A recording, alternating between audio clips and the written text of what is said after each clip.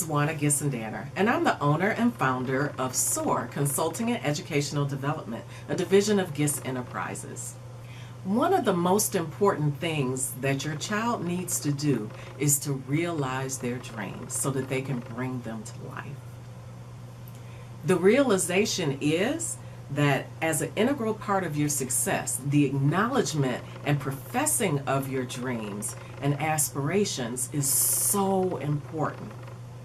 You cannot begin to reach your dreams unless you acknowledge what they are. You have to profess them in order to start to reach them. Let me give you a little bit of background about myself to let you know what brought me to this point today. I have been the owner of SOAR Consulting and Educational Development, a division of GIS Enterprises, since 2006. And I also have been a clinical dental hygiene instructor at the University of Michigan in Ann Arbor. And with teaching clinically, I also have been recruiting for the University of Michigan since the year 2000. And that's kind of how I came here today. Because over time, meeting lots and lots and lots of people who are in recruiting from all over the country, I would have parents and friends of mine come to me and ask me, hey, can you help me to get my child in school and to help them search for scholarships? We need to know what to do in order to get prepared for college and for a career path. And it's been a while since we've been out of school, so we just don't know where to start. Well, I tried to resist for quite a while. I really wasn't trying to, because I know how much of a difficult time it can be searching for scholarships. It can be very frustrating and very overwhelming. And my friends and parents told me, hey, that's more reason for you to do it, because we need your help. We need some guidance. And since you recruit, you know what to do. So that's how I started SOAR back in 2006. I also have been working for Baker College as well in Auburn Hills, as well as in Clinton Township, and I've been teaching there also for over 5 years now.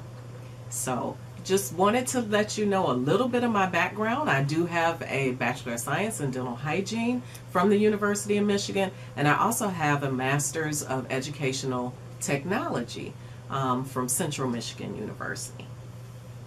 Now let's get back to that correlation of your dreams. The correlation honestly is that if you believe and you feel confident that you can achieve your dreams, you will, because you will start to move towards them every day. At the same time, if you do not feel confident that you will reach your dreams, most likely you won't. So knowing now what the correlation is, the real question that I have for you is, the decision is yours. So what's the strategic plan? First of all, we need to have your child to discover and profess what their dreams are. Once they do that, then we help them to set high expectations for themselves. And then we find the right path for you or for your child's success. We also create an individual strategic plan. Now, there are 4 really important factors to success: the expectations that you have for yourself, the dreams that you profess, the choices that you make, whether to start to reach those dreams or to just say, no, I don't want my dreams. Well, we want you to want your dreams. The most important, last but not least, is the decision that you make, whether or not to act on your dreams. So what does SOAR mean? It means to climb swiftly or powerfully, to rise or aspire to a higher exalted level. The goals and objectives for SOAR are to assist each student to organize their academic, athletic, and extracurricular achievements in such a way to place them in a position of power to achieve their individual educational goals. We want to encourage each student to develop their leadership skills through community service, employment, internship, and/or camp opportunities for resume enhancement. Then we also focus on developing each of the students' life skills in preparation for success in their transition into personal independence. We want to assist each student in research and decision making in their individually selected technical school, college, or university environment which they can succeed in. We also assist the students in the process of researching, applying, and acquiring scholarships and grants and other educational funding. We encourage each student to give back to their respective communities by giving the gift that keeps on giving, sharing their knowledge and experiences through mentoring, encouragement of younger SOAR students and other people in their communities. So now let's look at the focus. The real focus of SOAR is in 5 different areas. The first being leadership, community service, study skills, test preparation, and life skills. So what are some of the things that you should be thinking about right now? What type of school does your child want to attend? And is that selection a good fit for them? There are a number of different schools that you can choose from. Just to name a few, there are liberal arts colleges, there are universities, community or junior colleges, upper division schools, agricultural, technical, or other specialized colleges, and then there's public versus private schools. The important thing to know there is that public colleges usually are less expensive, and particularly for in-state residents. Private colleges, on the other hand, rely on tuition. So the fees are the same no matter whether you're in-state or out-of-state. One thing that's really important to know is that you should never count yourself out of going to a private college just because it's more expensive. Private colleges sometimes have larger endowments than the public colleges can. So you should definitely fill out the application for the schools that you feel are a best fit for you, and then let the school tell you no, or how much they can afford to give you as part of the endowment.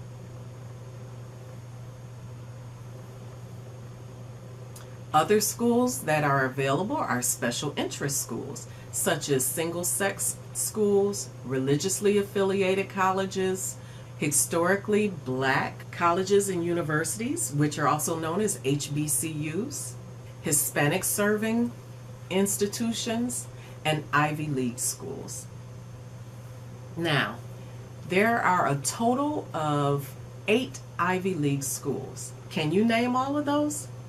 Ivy League schools include Brown University, Columbia, Cornell, Dartmouth, Harvard, Pennsylvania, Princeton, and Yale. So now we get to the nuts and bolts of what we really need to do right now, and that is focus on the preparation. This is where the work begins. So now I like to focus on the preparation. The preparation is so important because this is where the work begins. There are 6 most important decisions that you or your child are going to make in your lifetime. Those decisions are very important, so let's see what they are. The first decision is going to be the school that you attend or that your parents have chosen for you to go to.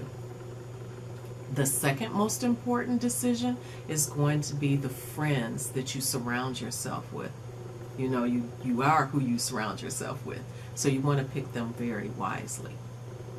You also don't want to be the smartest person in the group of your friends, because if you are, that means that your friends are not challenging you, and you really should look at getting a new set of friends who are like-minded like you and can challenge you.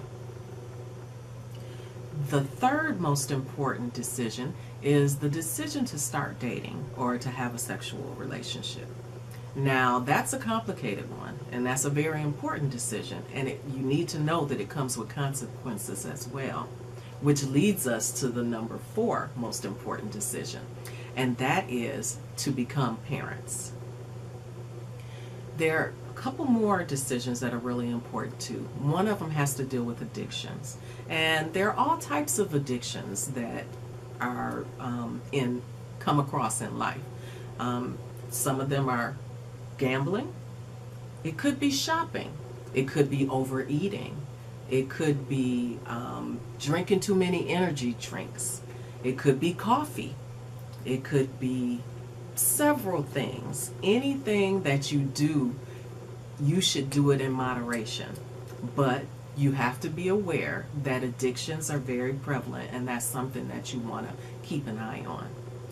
And the last one that I'm going to mention is definitely not the least important, and that is the decision of how you feel about yourself, and that is your self-worth. So, the preparation, what do we have to do? Well, first, we need to get organized.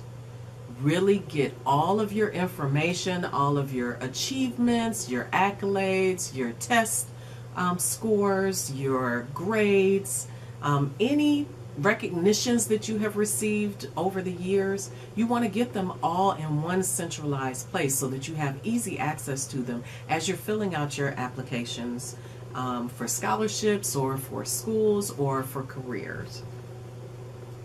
The next important item is your test preparation. With test preparation, you really want to find out what style of learning that you or your child have so that they can use their best learning skills in being able to prepare themselves for test exams or for their career. The third most important thing is to start looking into summer internships or camps that will really highlight and expose your child to different things so that they can find out what they're passionate about. You don't know that you're passionate about something until you get into it. So exposure is key. The number 4 preparation that we would like to do is to start enhancing your child's mind. I can't tell you how important it is to read.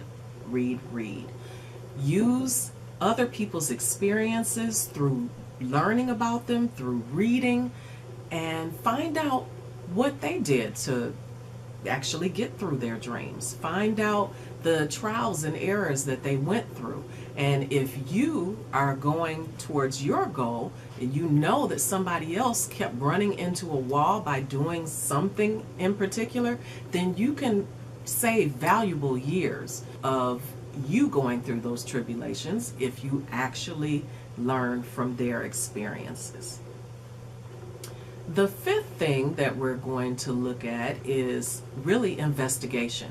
You want to investigate the college, the career, the trade, and the lifestyle that you want to have so that you can start searching for ways to fund those dreams. Does the college or trade school or university have these things that your child is interested in? A major, field of study that they're passionate about. I mean, something that they would do even if they didn't get paid any money at all, but they just love to do it anyway. Have the competitive or intramural sports that they're interested in. Luckily, most universities will allow you to start a new group of interest if they don't have what you already are interested in. So there's always opportunities. If they don't have it, then step up and be a leader and you start that group yourself. The third thing is, does that school have the clubs that you're interested in, the organizations that you might want to join, and the outlets that you are, fuel your desires? Once again, always looking for that passion, because the passion is where you're going to find where your path is going to just flourish. Is this school or career or trade school close enough to home or far away enough for home for you and your child's comfort level? And remember, parents, your child's expectations might be totally different than yours. So you definitely have to hear them out and really have them reach into their core and figure out what it is they want and help them to be able to get that. There are some really good resources that I often use. One of them is U.S. News, America's Best Colleges and Universities, the Ultimate College Guide.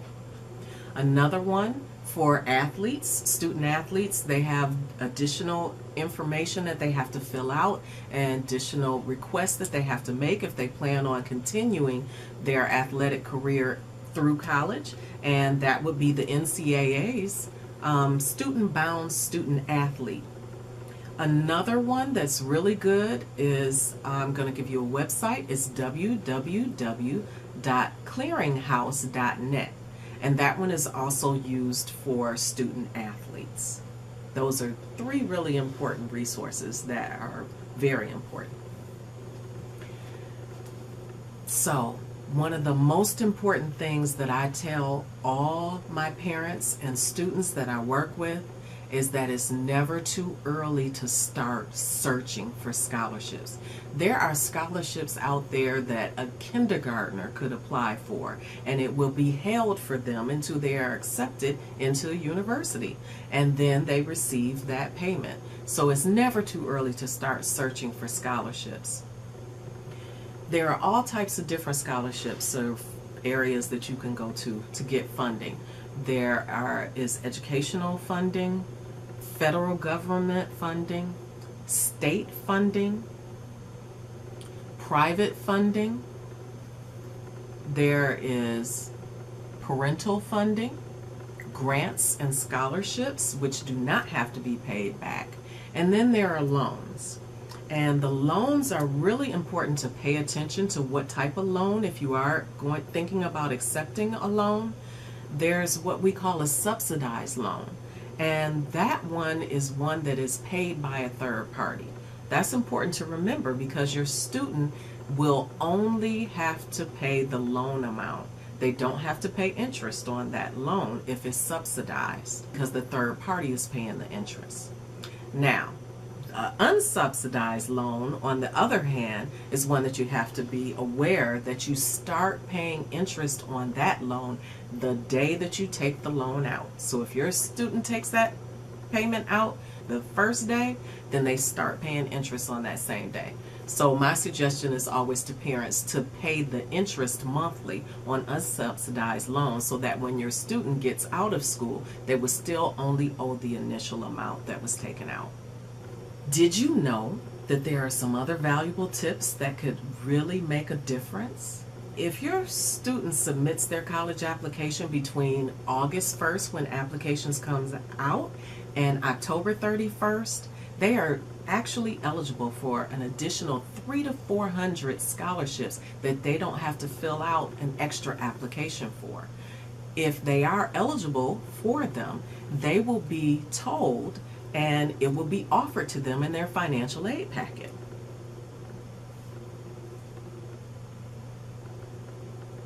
Another important tip is that between October 1st and March 1st, you should submit your College Scholarship Services, or CSS, profile online.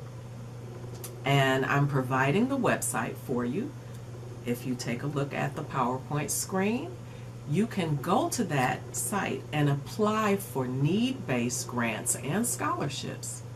You must also get the CSS profile codes for all the schools that you would like to submit it for if they are requesting that documentation.